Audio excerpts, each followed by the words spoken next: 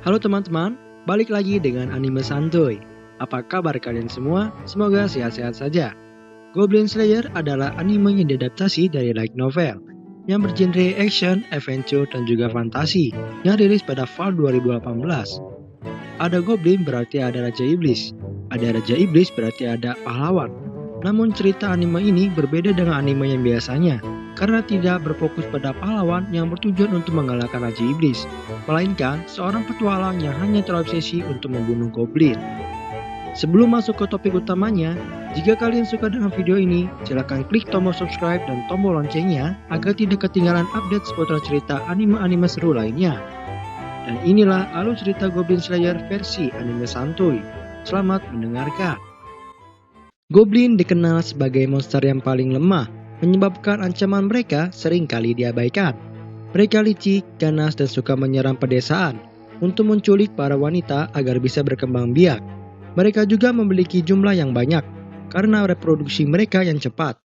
Di sisi lain, untuk memperingati hari pertamanya sebagai petualang peringkat Porcelain, pendeta yang berusia 15 tahun, kita sebut saja Onna, ia diajak untuk bergabung dengan sekelompok pemula yang antusias untuk menyelidiki suku goblin yang bertanggung jawab atas hilangnya beberapa wanita dari desa setempat.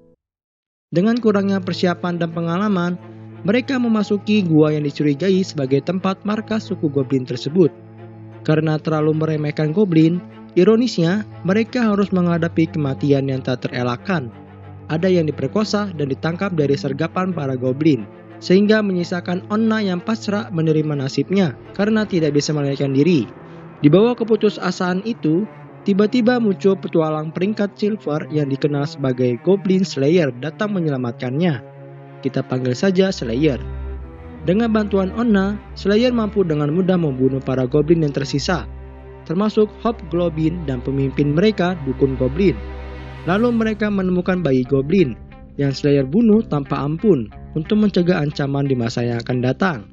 Terlepas dari pengalaman yang mengerikan itu, Onna memutuskan untuk ikut bersamanya dalam menjalankan misi. 1 bulan telah berlalu sejak kejadian Onna.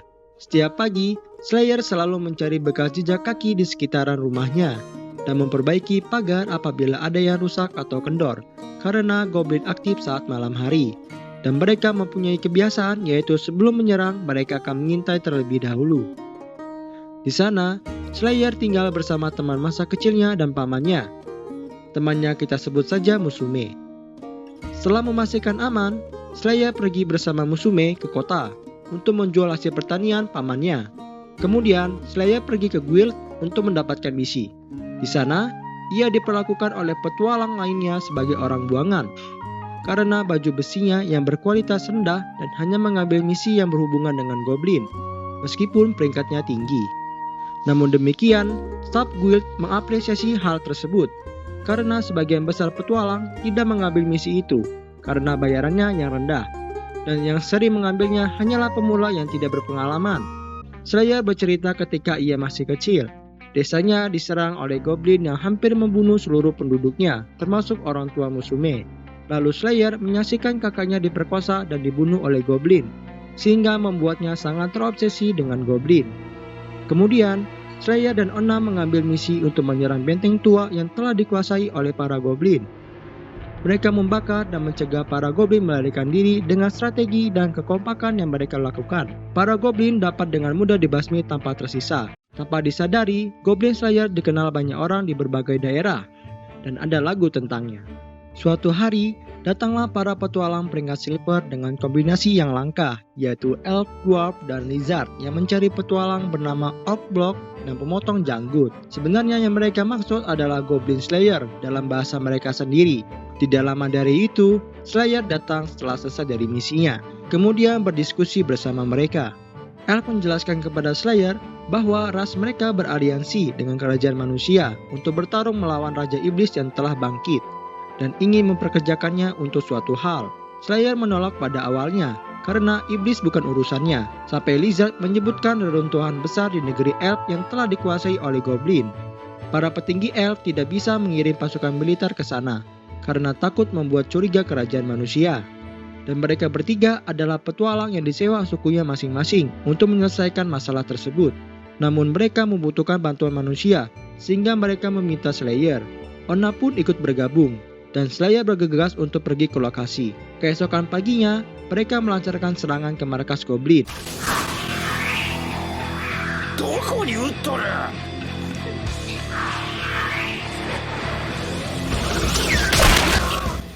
Goblin sangatlah peka dengan bau anak-anak, wanita, dan elf. Untuk memanipulasi hal itu, mereka membasahi tubuhnya dengan darah goblin yang mereka bunuh tadi. Lalu masuk ke dalam reruntuhan itu, di mana mereka tidak melihat ada totem yang menandakan goblin itu tidak dipimpin oleh dukun goblin. Lalu mereka berhasil menyelamatkan seorang elf yang telah dirantai di sebuah ruangan yang kotor. Dan elf itu dibawa keluar oleh kesatria gigi naga panggilan Blizzard. Mereka melanjutkan perjalanan dan sampailah di sebuah aula tempat para goblin beristirahat. Menggunakan mantra dwarf dan Onna membuat para goblin makin terlelap dan tak sadarkan diri. Satu persatu para goblin pun dibunuh dengan mudah. Namun tidak disangka muncullah Ogre, salah satu jenderal Raja Iblis. Dengan regenerasinya yang tinggi dan kekuatan yang luar biasa, Ogre membuat Slayer dan teman-temannya tidak berdaya dan memaksa Slayer untuk menggunakan kartu andalannya, yaitu gulungan teleportasi yang ia dapatkan dari Majo, yang bisa menghubungkannya dengan dasar laut sehingga mengeluarkan semburan air bertekanan tinggi dan tajam seperti pedang. Alhasil Ogre dapat dikalahkan. Setelah itu mereka keluar dan bala bantuan elf datang karena surat yang ditulis oleh Onna saat mengirimkan elf yang diselamatkan tadi. Setelah pertolongan itu, Slayer tertidur selama 3 hari. Setelah pulih dari luka-lukanya, Slayer pergi bersama Musume ke kota untuk mengantar hasil peternakan. Setelah itu, Slayer pergi untuk memperbaiki baju zirahnya dan membeli gulungan mantra yang baru. Berkat pertarungan melawan Ogre, Onna dipromosikan ke peringkat petualang selanjutnya, yaitu Obsidian. Hari itu tidak ada misi yang bisa Slayer ambil, tetapi Slayer diminta oleh staf guild untuk menjadi pengawas dalam kenaikan peringkat, di mana ia menghukum Rhea karena mencuri rampasan dari kelompoknya. Kemudian Rhea bermaksud menyerang staf guild tetapi dicegah oleh kehadiran Slayer. Setelah selesai, tiba-tiba Slayer menerima surat permintaan khusus membunuh goblin. Kemudian Slayer mengajak Onna, elf, dwarf, dan lizard untuk ikut bersamanya. Misi itu bertempatkan di kota air. Tidak disangka yang mengajukan misi tersebut adalah uskup besar dewa tertinggi yang memiliki julukan Tsurugi no Otome yang artinya gadis pedang. Ia adalah petualang peringkat emas partner pahlawan dalam mengalahkan Raja Iblis 10 tahun yang lalu. Tsurugi memberitahu bahwa sudah ada banyak korban yang berjatuhan, dan mereka mencurigai para pelakunya adalah para goblin yang berada dalam saluran air bawah tanah. Karena tidak bisa mengarahkan pasukan militer untuk goblin dan petualang lainnya telah gagal, dia memutuskan untuk meminta bantuan Slayer karena terkenal sebagai petualang pembasmi goblin melalui lagu yang dinyanyikan oleh pengamen jalanan, dan Slayer sendiri tidak tahu. Slayer pun setuju dan kemudian mereka pergi memasuki saluran air bawah tanah. Mereka di sana berhadapan dengan banyak goblin dan menemukan para goblin yang menggunakan kapal. Dengan peralatan dan arahan dari Slayer, para goblin tersebut dapat dibasmi dan kapalnya pun hancur. Tetapi menarik perhatian dari aligator raksasa di sana, dan Slayer pun memanfaatkannya untuk menyerang sekelompok goblin yang lain.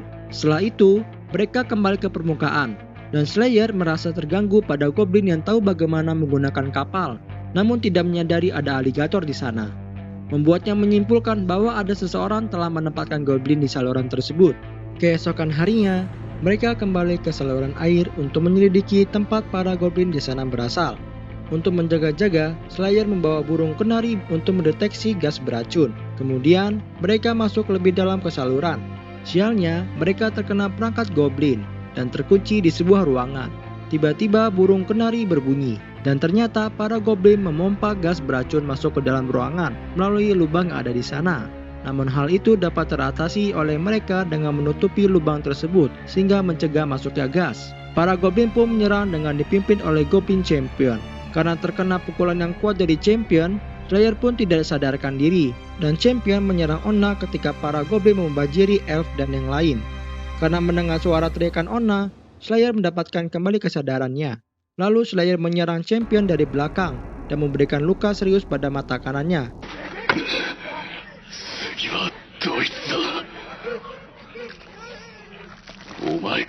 Sehingga membuat Champion melarikan diri bersama antek-anteknya karena ketakutan. Kemudian luka si Onna disembuhkan dan Slayer pun pingsan. Beberapa hari kemudian Slayer tersadar dan tubuhnya telah terobati berkat Tsurugi dan Onna. Lalu Tsurugi menceritakan kisah pilunya kepada Slayer, di mana ia pernah ditangkap, diperkosa, dan disiksa oleh Goblin 10 tahun yang silam, yang merupakan sumber bekas luka dan kebutaannya. Meskipun ia adalah partner pahlawan dalam membunuh Raja Iblis, ia merasa trauma dan takut akan Goblin. Elf, Dwarf, dan Lizard memutuskan untuk melanjutkan pemeriksaan di saluran air. Sementara itu, Slayer dan Onna berkeliling kota untuk memulihkan diri dan membeli peralatan serta memperbaiki baju zirahnya. Kemudian, Majo datang bersama temannya membawa paket misterius milik Slayer berkat surat yang dikirimnya tempo hari. Keesokan harinya, mereka kembali ke saluran air dan menemukan sebuah ruangan yang dijaga monster bola mata yang akan menyerang apapun yang bergerak.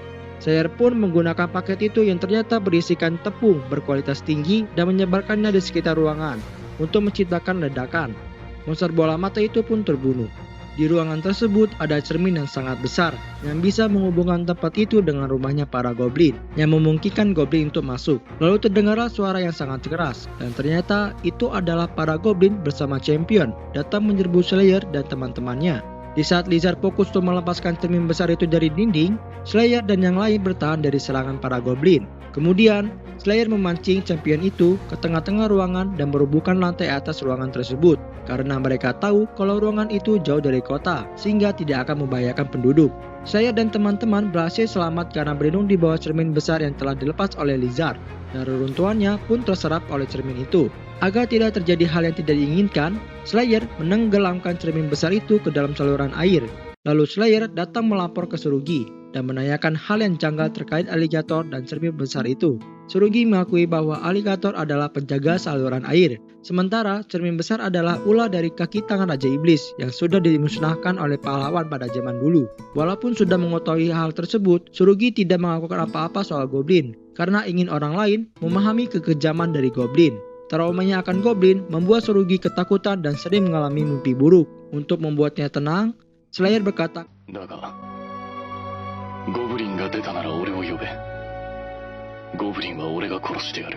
di sisi lain, dikonfirmasi bahwa pahlawan berhasil mengalahkan Raja Iblis dan pasukannya.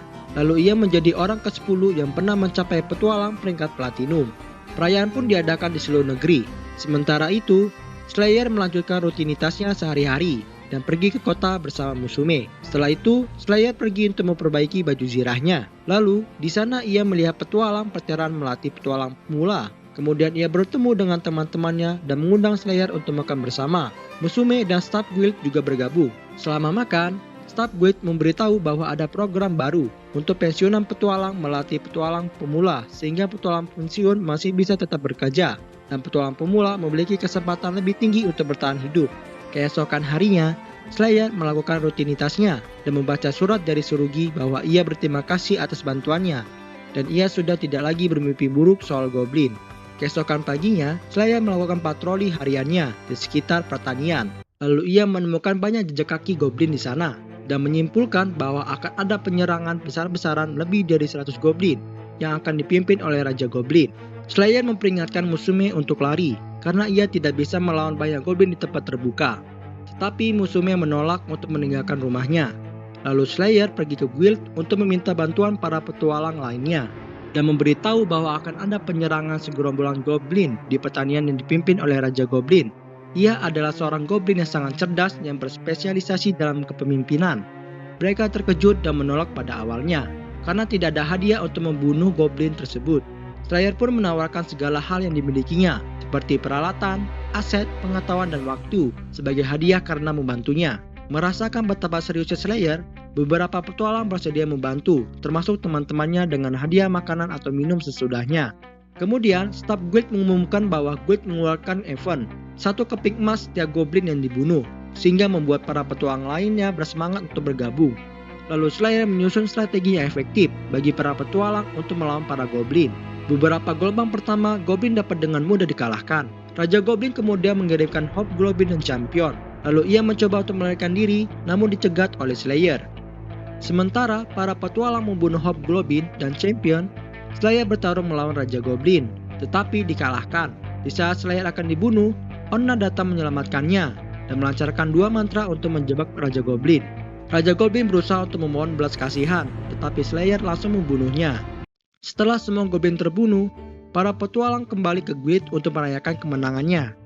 Lalu Slayer melepas helmnya atas permintaan Onna sebagai hadiahnya, dan membuat para petualang lainnya terkejut melihat wajahnya untuk pertama kalinya, karena Slayer hanya melepas helmnya ketika sedang istirahat atau baju zirahnya sedang diperbaiki. Lalu Slayer tersenyum dan tamat. Itulah alur cerita dari anime Goblin Slayer versi anime santuy. Apabila kalian ada tanggapan lain, silahkan komen di bawah. Jika kalian suka dengan video ini, jangan lupa untuk like dan share ke teman-teman wibu dan otaku kalian. Sampai jumpa di video selanjutnya.